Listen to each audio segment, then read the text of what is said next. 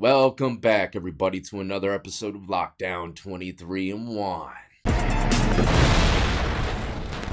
Today, we're going to be speaking on someone that was just recently paroled from the California Department of Corrections. Someone that many people probably didn't think would ever get the parole. Leslie Van Houten. Hopefully, I pronounced that right. She was one of the cult members that was following Charles Manson. She was actually sentenced to death, but like I said, she just recently got paroled. I'm going to break down a little bit of who she was. We're going to watch a clip of her when she was younger, and then we'll watch a clip of her when she was a little older. And then I'm going to give you my 2 cents on if I think she deserves parole to begin with. Even though it doesn't really matter, she already got it. Still, I think y'all would like to hear what I have to say. Also, before we get into the video, some people say, hey, Death, why are you looking so rough in your video? Look, I'm pushing 40. I'll be 37 this year, and I make my videos around 5:36 in the morning, so I still got a sleepy face. My face don't start puffing back to its original formation till about 1 p.m. Let's just get that out the way. And also, look, I said I have a schedule. I'm going to be dropping videos Monday through Friday at 12 p.m. Eastern. Well, I don't think that I could not make a video on Saturday and Sunday, so I might have to change that schedule to just every day. I love making videos for y'all, man. It's literally became like, almost like breathing. But anyways, let's get right into it. If you enjoyed this type of content, hit that like, subscribe, notification bell before you leave, and check out my playlist with many more videos for y'all to start watching today. Leslie Louise Van Houten, born August 23rd, 1949, is an American convicted murderer and former member of the Manson family. During her time with Manson's group, she was known by aliases such as Luella Alexandria, Leslie Marie Sangston, Linda Sue Owens, and Lulu. Van Houten was arrested and charged in relation to the 1969 murders of Lino and Rosemary LaBianca. Van Houten was convicted and sentenced to death, but a 1972 California Supreme Court ruling found the death penalty unconstitutional, resulting in her sentence being commuted to life in prison. Her conviction was overturned in 1976 when she appealed the decision and was granted her retrial. Her second trial ended with a deadlocked jury and a mistrial. At her third trial in 1978, she was convicted of 2 counts of murder and 1 count of conspiracy and sentenced to 7 years to life in prison. She was recently paroled in 2023, just a couple days ago. Now, this is a bit of her early life. Van Houten was born on August 23, 1949 in the Los Angeles suburb of Altadena, to her father, Paul Van Houten, and her mother, Jane Edwards. Her father is of Dutch descent, and her mother is of Irish, English, Scottish, and German descent. She grew up in a middle-class, church-going family along with an older brother and 2 adopted siblings, a brother and a sister who were Korean. Her mother and father divorced when she was 14. She began taking LSD at 17. She ran away with her boyfriend but returned to complete high school. According to Van Houten, she discovered that she was pregnant and was ordered by her mother to undergo an abortion. Van Houten stated that after this event, she felt very removed from her mother and harbored intense anger towards her. She had a period of interest in yoga and took a year-long secretarial course. She became a hippie, living at a commune. And for those of y'all that don't know what a commune is, a voluntarily residential community which is designed to have a high degree of teamwork. The members of an intentional community typically hold a common social, political, religious, and spiritual vision, and typically share responsibilities and property. That's a commune, ladies and gentlemen. Yeah, she was hippieing it out, man, if you were to ask me. But that was like the normal thing to do back then, I guess. I don't know.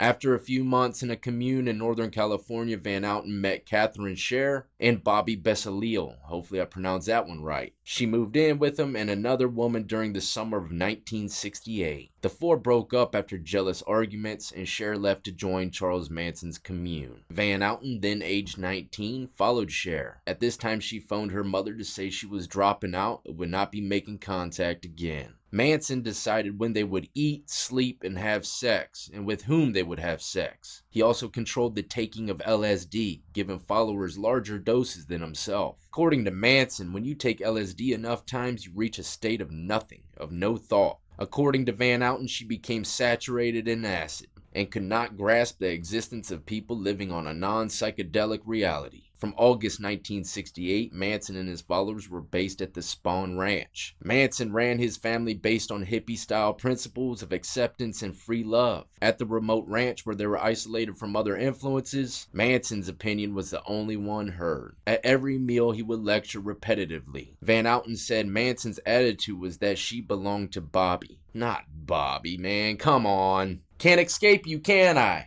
Now let's move to the murders of Lino and Rosemary LaBianca. On August 9th, 1969, Van Houten, Watson, Patricia Krenwinkel, Linda Kasabian, Susan Atkins, Clem Grogan, and Manson went to the house of Rosemary and Lino LaBianca. But Manson entered the house with Watson, then left with Kasabian, Atkins, and Grogan. Van Houten and another woman held down Rosemary as Watson stabbed Lino. After stabbing Rosemary, Watson gave Van Houten a knife and she stabbed the woman at least 14 times. And that is why she was sentenced to death. But like I said, she has been recently paroled. It's crazy that they held down this lady and guy and she ended up stabbing someone 14 times till they died. But she gets a parole? This makes no sense. I don't care what kind of damn hallucinogens they were on, man. There's no excuse for it. None whatsoever. I don't care what the situation is. Eye for an eye. But that's not how the justice system sees it in many states, you know. There's a lot of places where they got rid of the death penalty. But let's rewind it a few decades and see what this young lady had to say when everything was going down. Then we'll fast forward it a couple more decades and see what she has to say now that she's older. Now, the title of this video says it's coming from 1977, and she was arrested for the crime in 1969. 8 years later, I'm not gonna lie, her hair's looking pretty good. They had to have straightened it and stuff before the interview. I can't see her coming out the penitentiary looking this sharp. Also, you can't hear the person asking her no questions. You're just gonna hear her answer them, so you're gonna have to kind of, guess along the lines of what the interviewer asked. Slowly, it was like all of the hippies were migrating to areas where they felt comfortable with one another. Could it have been other children? I think at the time it could have been a lot of other children. I've had a lot of different women I've met that have been inside that have told me that they were really glad that they didn't run into Charlie because they too would have been there. It was, I don't feel like I was any different in that way.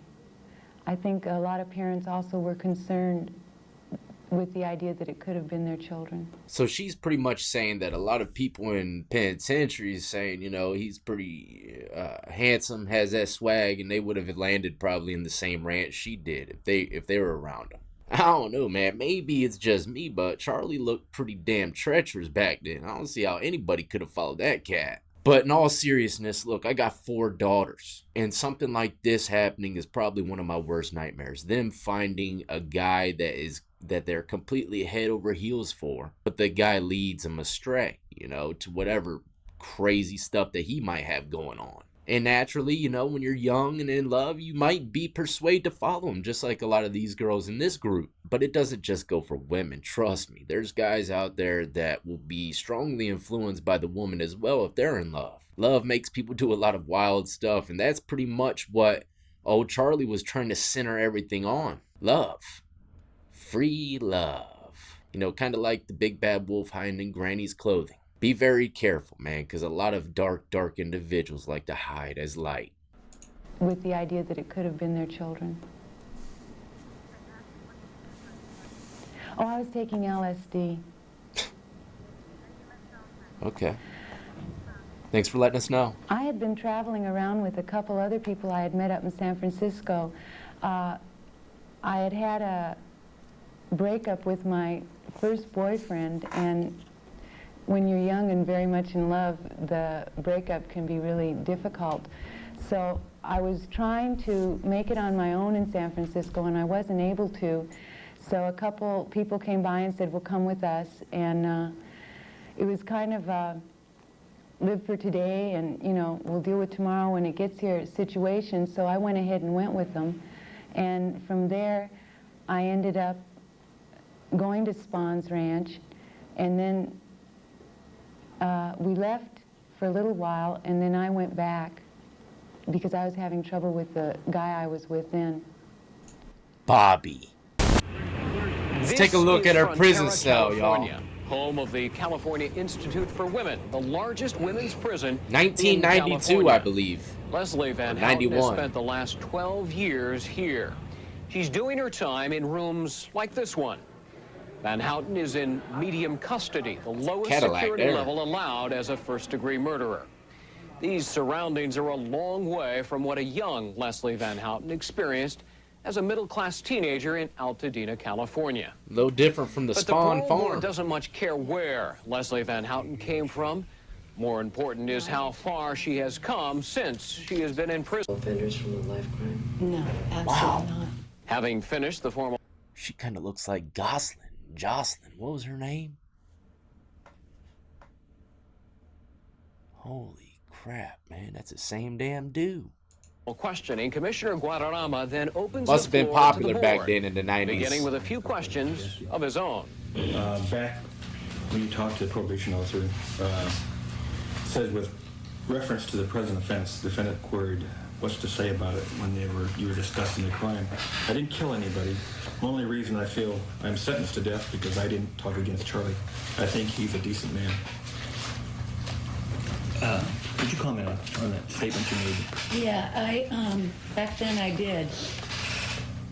You know, I feel that I was still very hooked into him and his philosophies, and I defended him.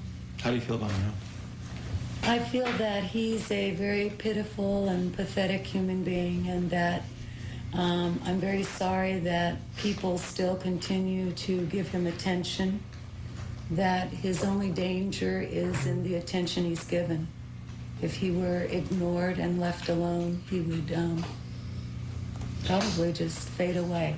There you have it, ladies and gentlemen. Seems like she has a change of heart. Once you get in front of that damn parole board, you realize what to say real quick. But hopefully y'all enjoyed and got a little bit better of an understanding of this individual. You know, one thing that I realized when I first went to prison is that there's many worlds out there. It's not just mine anymore. Before you go, it's like everything revolves around you. You are the center of the universe. But you got to break that way of thinking. Look, everybody has a different walk of life. Not everybody's like you. Not everybody has the same strong mentality as you. You know, when it comes down to the mental mindset, not everybody is equal. And sadly, a lot of people just ain't got basic common sense. When you meet people like that, you realize how individuals can go down the wrong path like this young lady did. A weak-minded individual being influenced can be very dangerous. But more than anything, I want to hear y'all's input. Do you believe she deserves to be paroled? Was she influenced enough to the point where she deserves a second chance? Anyways, until the next time, ladies and gentlemen, hit that like, subscribe, notification bell if you enjoyed. And stay tuned. You know I got plenty more lockup and crime-related content coming your way.